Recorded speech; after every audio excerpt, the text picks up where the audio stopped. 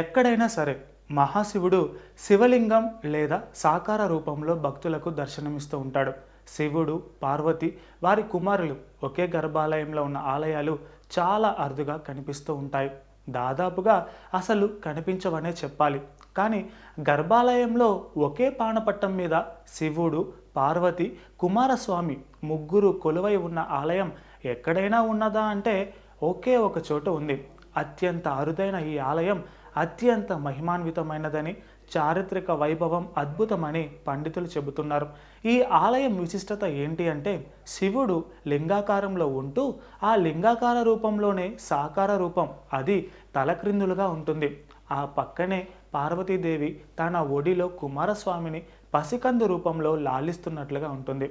ఎన్నో శతాబ్దాల నుంచి ఈ ఆలయం మనుగడలో ఉంది. ఈ దేవాలయాన్ని దర్శించాలంటే ఆంధ్రప్రదేశ్లోని పశ్చిమ గోదావరి జిల్లా యనమదుర్రు గ్రామం వరకు వెళ్లాల్సిందే. పంచరామాల్లో ఒకటైన భీమవరానికి 5 కిలోమీటర్ల దూరంలో ఈ గ్రామం ఉంది. ఈ ఆలయాన్నే శక్తీశ్వర ఆలయం అని కూడా పిలుస్తారు. శీర్షాసనంలో మహాశివుడు కొలువైన ఏకైక ఆలయం ఇది ఒక్కటే. శివుడు తలక్రిందులుగా కొలువై ఉండటానికి ఇక్కడ మరొక కారణం కూడా ఉంది. యముడు పరిపాలన చేస్తున్న ప్రాంతంలో శంభూర అనే రాక్షసుడు ప్రజలను ముప్పు తిప్పలు పెడుతున్నాడు. రాక్షసుడి ఇబ్బందులు పడలేక వారి బాధలను యముడితో చెప్పుకున్నారు. గతంలో ఓ మారు శంభూర రాక్షసుడి చేతిలో యముడు ఓడిపోతాడు.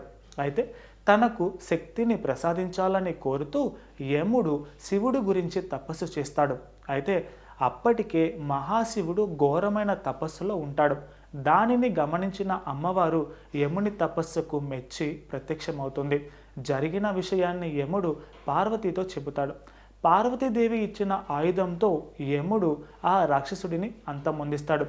రాక్షసుడి పాలన నుంచి విముక్తి కల్పించిన ఆ ప్రాంతాన్ని యమపురిగా పిలిచేవారు.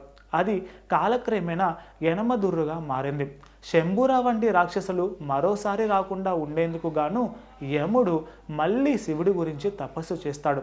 యముడి తపో ఫలితంగానే శివుడు కుటుంబ సమేతంగా యమపురిలో వెలిశారని పెద్దలు చెబుతున్నారు.